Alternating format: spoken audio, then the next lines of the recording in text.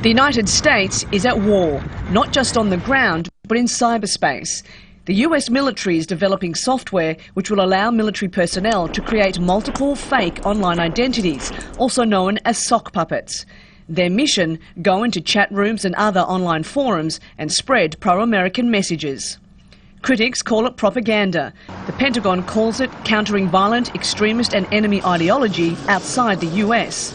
I can see that they want to be there and they want to try to at least raise questions in the mind, and I understand that motivation.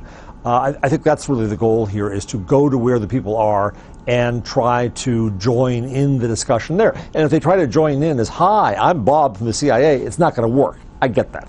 What's not so clear is how effective it would be, or how to measure the program's success or failure. And then there's the legal issues surrounding fake personas. First of all, military guidelines insist ordinarily that soldiers and troops identify who they are, number one. And number two, there's pretty strict laws against the US military engaging in propaganda against its own citizenry. And it's pretty hard to tell with this program how you'd sort out who's an American and who's not. The US military says this technology would not be used in America or by American-owned companies like Facebook and Twitter, so it can't be accused of spying on its own citizens. Instead, it would be used in online conversations in Arabic and Farsi and other languages spoken across the Middle East and South Asia.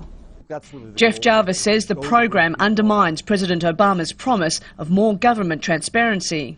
The idea that the government in the United States is going to try to lie to people and systematize lying, people suspect it, but it's awful to see that out in front. Others see the sock puppetry as a clumsy attempt by the government to keep up in the information age.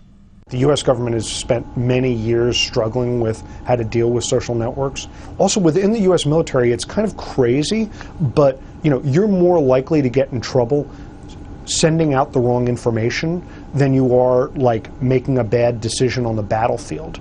More guys get fired for giving a bad interview to Rolling Stone than screwing up a war. The US government and the Pentagon know they must adapt to this new domain of warfare, but are perhaps discovering it's a steep learning curve. Kath Turner, Al Jazeera, New York.